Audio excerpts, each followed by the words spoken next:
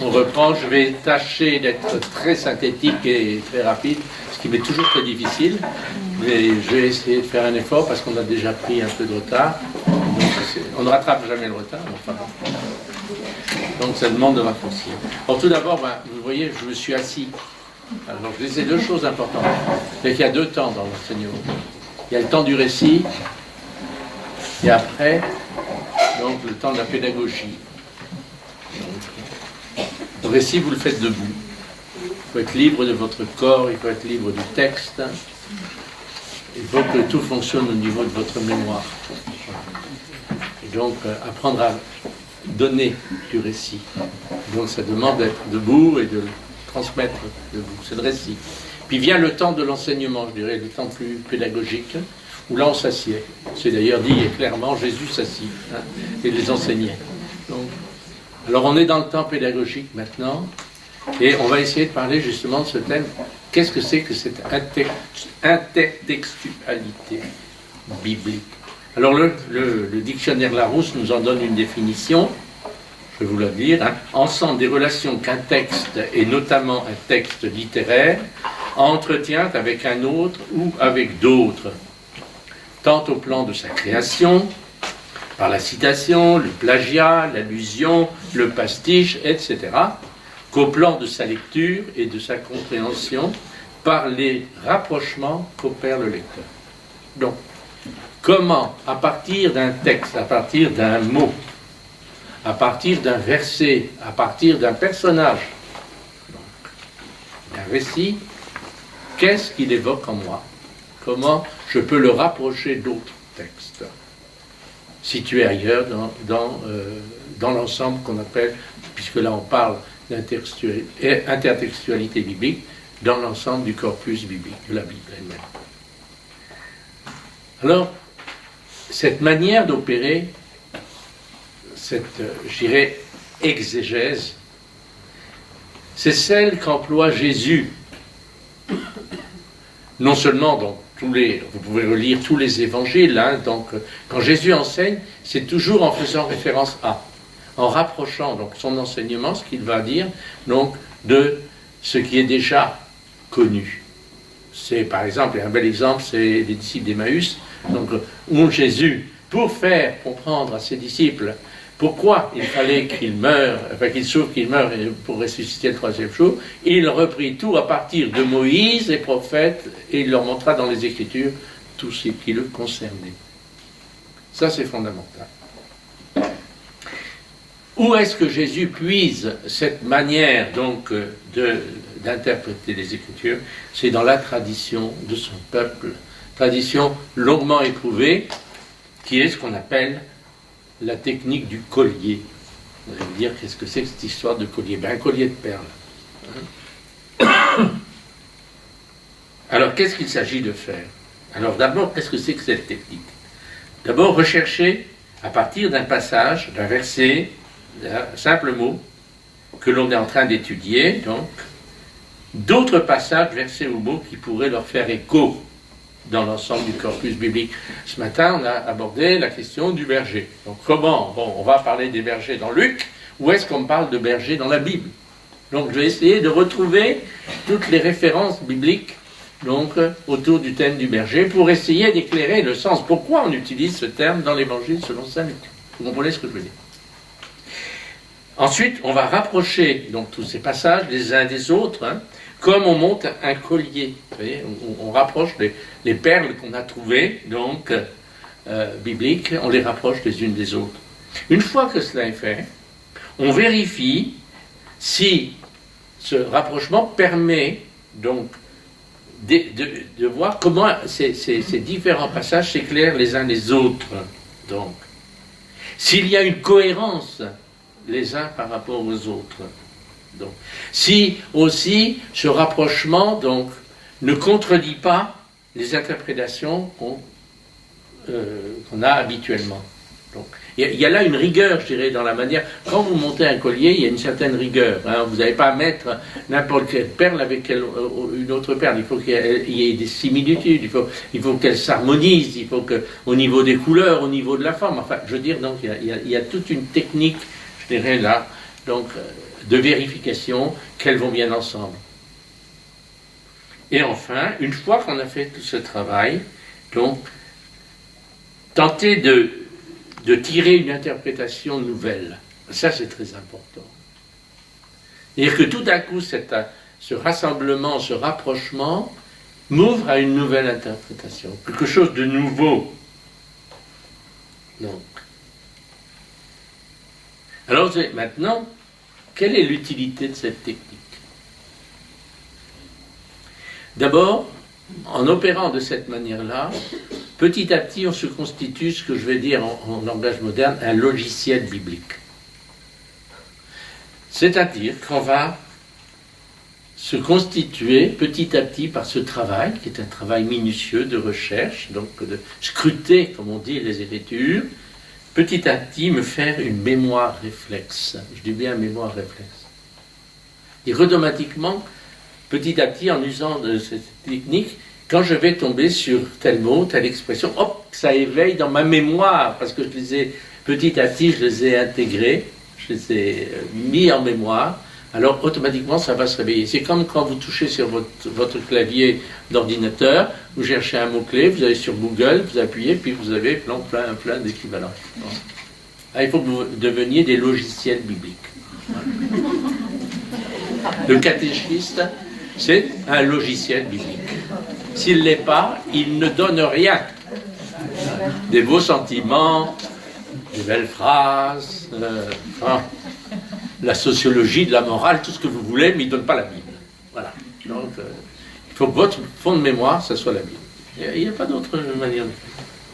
Ensuite, l'utilité de cette technique, c'est de dépasser la compréhension immédiate, littérale, qu'on peut avoir au premier degré d'un passage, d'un verset, ainsi de suite. Pourquoi? Parce qu'on le resitue dans un contexte, dans un ensemble.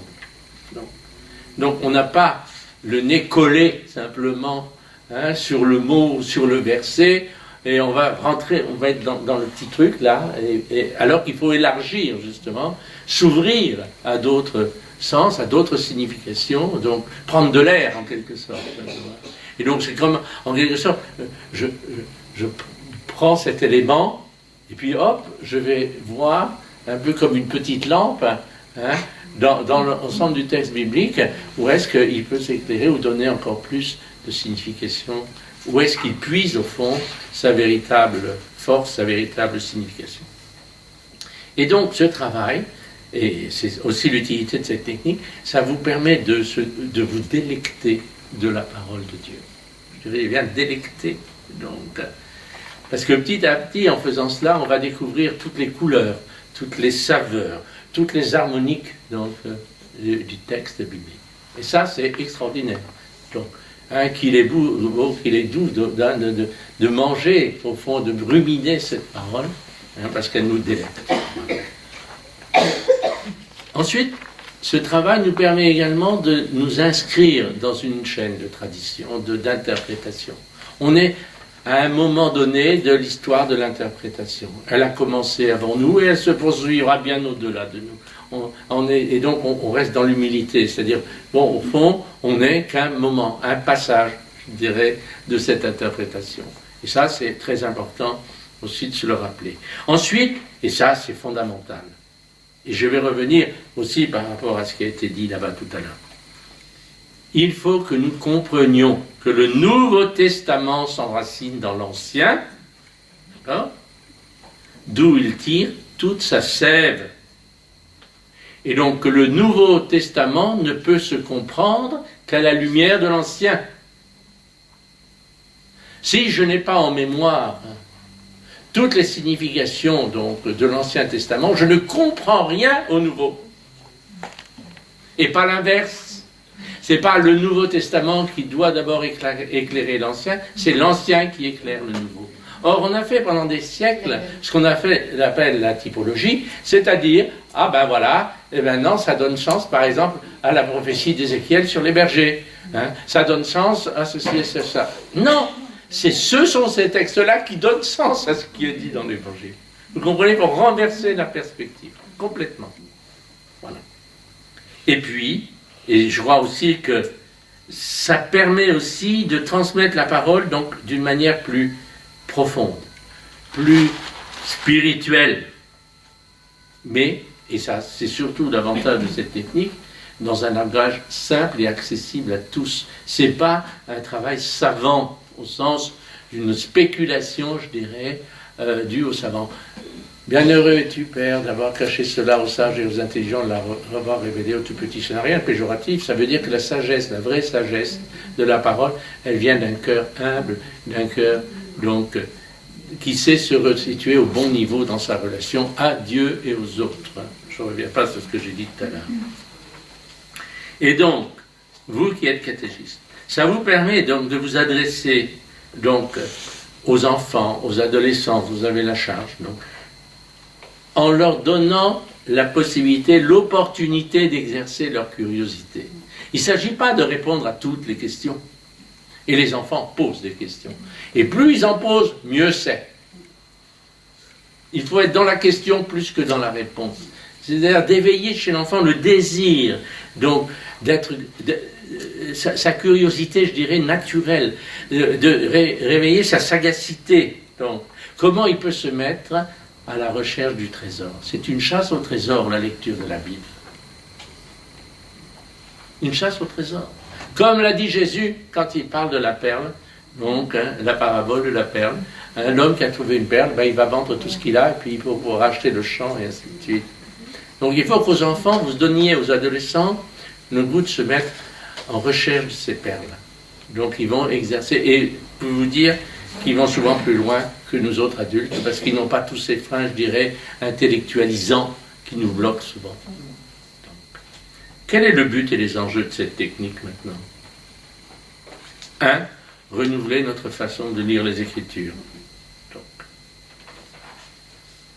Et c'est une méthode, je dirais, qui malheureusement, qu'on redécouvre aujourd'hui, alors on va appeler ça l'exégèse narrative, on a plein de mots pour dire ça, mais c'est beaucoup plus simple, je dirais, que tout ce langage savant. Donc c'est un renouvellement de notre lecture. Donc, et en particulier, évidemment, du Nouveau Testament, puisque c'est celui qui nous parle de Jésus, donc de son enseignement, de ses faits, ses gestes, et ainsi de suite. Bon.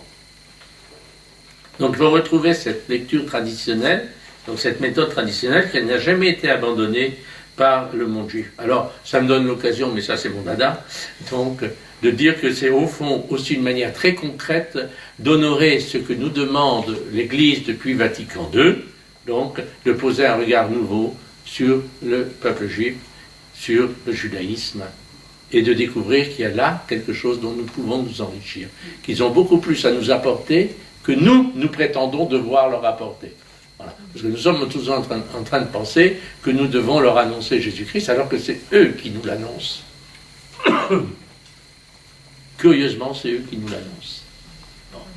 Mais pas directement, mais sans les Juifs, point de salut. Nul ne peut les connaître si on ne passe pas par là. Donc, ensuite, c'est d'élargir donc, le sens donc, de ces expressions, de ces mots, donc, pour avoir une vision et une compréhension de la Bible dans son message essentiel. Et quel est le message essentiel de la Bible ?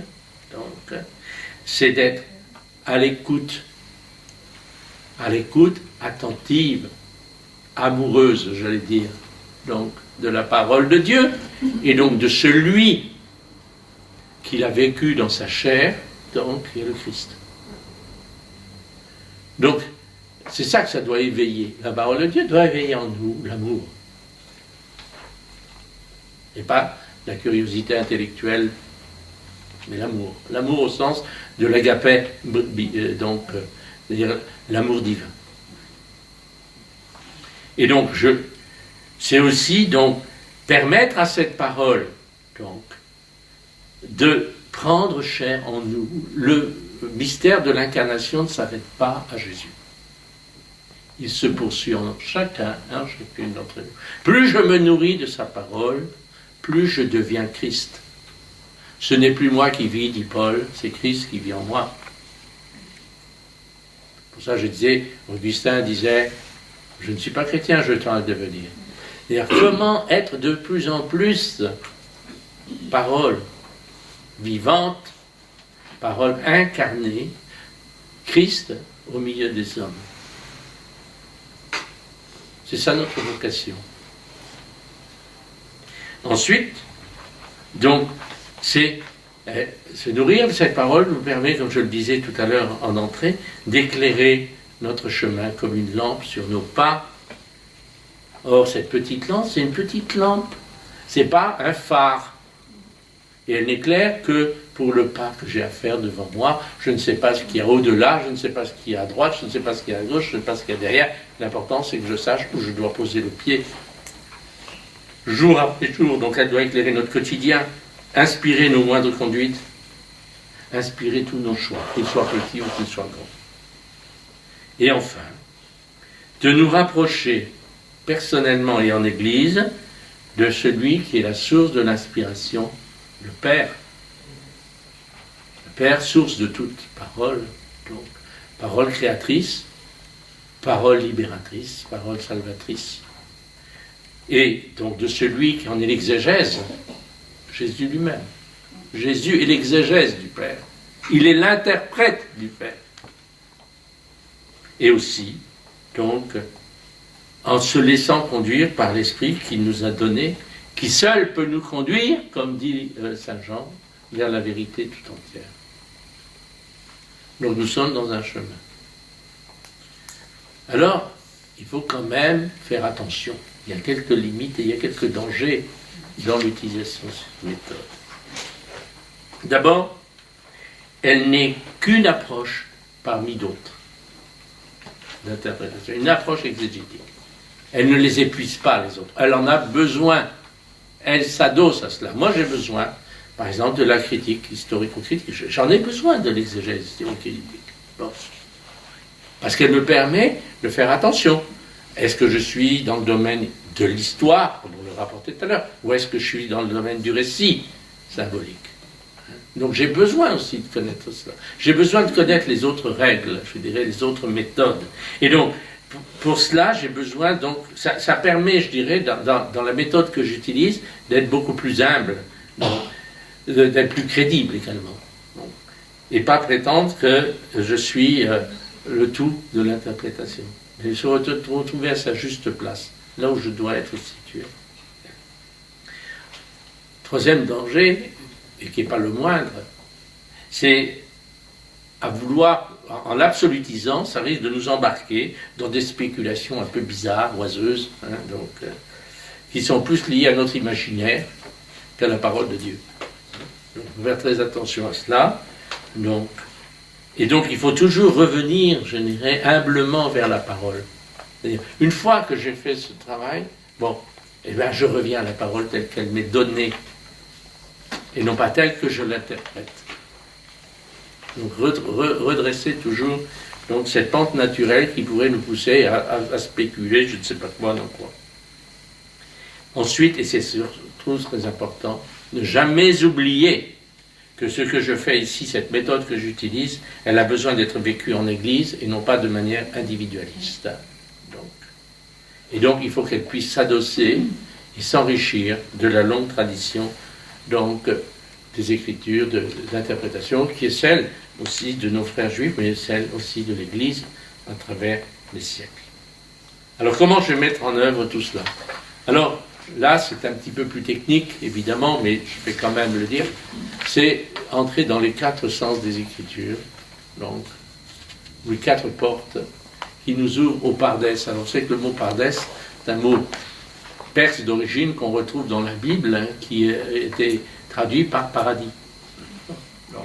Alors chaque consonne correspond, le P, le R, le D et le S, donc à une porte d'entrée. Mais il faut les prendre l'une après l'autre. On commence par le P, on va ensuite vers le R, ensuite on va vers le D et on finit par le S. Il ne faut pas enjamber, vous voyez, donc il faut aller progressivement. Alors ça, vous aurez l'occasion de le relire plus en détail. Simplement, il y a d'abord le sens simple, le P, le pshat en hébreu. Donc, c'était le sens obvi, littéral de la parole. Qu'est-ce que cela veut dire? D'abord de lire. Lire attentivement le texte. Prendre le temps de le lire. Or souvent, nous partons de ce que nous avons cru déjà entendre. Et donc ça veut dire quoi? Ça veut dire l'étudier comme si c'était la première fois, se mettre devant le texte comme si c'était la toute première fois que je le lisais. Bon, on vous a donné l'exemple donc des bergers. Bon, tout le monde connaît l'histoire des bergers à Bethléem qui montent un peu. Mais il ne suffit pas que je sache déjà. Je le lise comme si je le découvrais. Et donc, être attentif à chaque mot. Alors, si on peut le faire à haute voix, ça aide. Vous savez pourquoi? Vous savez que dans la tradition juive, quand on lit un texte biblique, on le lit toujours à haute voix. Pas en silence. Alors, il ne s'agit pas de crier non plus. Hein. Mais le fait de prononcer, je lis. Donc, je fais fonctionner mon regard. Je regarde le texte. Je le prononce. Je le lis, mot à mot, lettre, pour que ça entre dans mon oreille. Donc je fais jouer tous les sens pour ensuite que ça pénètre au plus profond de moi. C'est-à-dire, et ça c'est le deuxième temps de cette lecture, laisser parler en nous la parole. Je dis bien laisser parler en nous la parole avant que de prétendre la parler ou en parler. Laissez parler la parole en nous. Donc l'accueillir dans le silence de notre intelligence rationnelle. Celui-là, il faut qu'elle se taise, cette intelligence-là. Les disciples d'Emmaüs lisaient les événements à partir de ce qu'ils pouvaient constater avec leur intelligence. Or Jésus leur dit, ô cœur sans intelligence et lent à croire ce qu'ont dit les prophètes. C'est pas pour dire que vous êtes des imbéciles, vous n'avez rien compris. Et vous fonctionnez simplement au niveau de votre rationalité et objectivement, vous avez raison, je dirais, d'analyser les faits tels que vous les voyez, tels que vous les comprenez avec ça là. Et ça, c'est le siège de l'orgueil. Ou la prétention, où je suis en surplomb de l'événement. Il faut que les choses soient au niveau du cœur. Le cœur, dans la tradition biblique, c'est pas le lieu du gousi-gousi, du sentiment, de l'affect. C'est le lieu de l'intelligence spirituelle. Donc il faut que cette parole aille jusque-là, pénètre jusqu'à cette intelligence du cœur, qui est le siège de l'Esprit Saint. L'Esprit Saint a été répandu dans vos cœurs, dit Paul.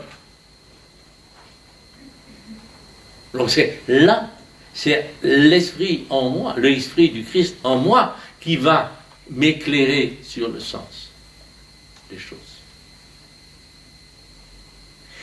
Vient ensuite le deuxième degré, qui est le remez, le R, qui est le sens allégorique de la parole, ce qu'on appelle allusion. Donc une fois que j'ai laissé repasser la parole, alors donc en me mettant en quête donc, de tout ce qu'on peut rapprocher les uns des autres, donc, on relit ces passages que va mettre en écho avec le texte que je suis en train de lire. Et je vais attacher autant d'importance à la lecture donc, de ces passages qu'à celui que je suis en train d'étudier. Je réutilise la même méthode de lecture. Je reviens au niveau premier. Voilà. Donc je refais encore ce travail. Puis, une fois que cela est fait, alors je l'ai déjà dit, mais je le répète, il faut vérifier que ces textes résonnent bien les uns avec les autres, sont en cohérence les uns avec les autres. Et, comme on l'a fait des perles, je ne les répète pas à nouveau, donc voir comment elles s'éclairent mutuellement. Et puis, reprendre, si nous en avons la possibilité, on ne l'a pas toujours, mais on peut l'avoir, donc, ce qui a déjà été dit, quelles sont les interprétations déjà allégoriques qu'on a données de ces passages. Vient alors la troisième étape, qui est de chercher le sens déductif de la parole, l'interprétation, le l'indrash en hébreu. Et donc, ça veut dire qu'une fois que j'ai franchi les deux étapes précédentes, alors il faut que je prenne le risque d'une interprétation. Je dis bien prendre le risque d'une interprétation. Autant que faire plausible. Et donc, pour cela, je dois la mettre à l'épreuve, cette interprétation. Je dois donc l'exposer, l'argumenter, voir si elle peut édifier ceux ou celles auxquels elle s'adresse. Mais elle doit toujours être dans ce que je dis de ce texte doit toujours être ouverte au dialogue. C'est-à-dire permettre un dialogue. C'est-à-dire s'ouvrir à des questions-réponses. Voir comment cela va être entendu, comment ça va réagir. Avec les enfants, c'est magnifique. Si vous faites cela, les enfants automatiquement vont vous poser des questions. Ils vont vous interpeller sur la manière dont vous le dites, dont vous l'interprétez. Et ça, c'est fondamental. Et donc, je reviens à ce que j'ai déjà dit, et je le répète une fois encore, être dans une situation humble. Je ne suis pas propriétaire de l'interprétation que je donne. Ce n'est pas mon interprétation. C'est celle qui m'est suggérée, qui m'est soufflée, je dirais, de l'intérieur. Qui m'est suggérée par ce qui est au cœur même de la parole de Dieu, l'inspiration, donc spirituelle, l'inspiration divine. Et alors, une fois que tout ce parcours, alors j'entre, je dirais, dans ce qu'il y a de plus secret de la parole. Quand tu veux prier, enferme-toi dans le secret, dit Jésus, et à ce moment-là, tu prieras. Le secret, c'est une pièce dans la maison où l'homme et la femme se retrouvent pour l'acte conjugal. C'est le lieu de l'intime. C'est l'indicible. Ce que je ne peux pas dire, mais que je vis au plus profond de moi-même. Et donc, si je vais au bout de cette méthode, alors le fruit, donc, c'est d'être mis en communion profonde avec Dieu, parce que c'est Dieu seul qui peut m'introduire, je dis bien m'introduire, dans l'intimité de l'amour divin. Et cette intimité de l'amour divin, c'est l'intimité de la fécondation par la parole. Et par là même, la parole me transforme, la parole me change, la parole me fait vivre autrement, tant par rapport à moi-même qu'à ma propre histoire, que par rapport aux autres, que par rapport au monde dans lequel je vis. Je ne vais plus en fonction de l'esprit du monde, je vis en fonction de l'esprit de vérité qui m'habite. Et donc, j'ai simplement envie de vous dire en conclusion, eh bien, essayez d'utiliser cette méthode. Avec vos humbles moyens, avec le peu que vous avez en votre possession. Mais commencez là. Et puis, petit à petit, si vous apprenez à utiliser cette méthode, petit à petit, vous allez voir que c'est un vrai chemin qui mène vers le royaume des cieux.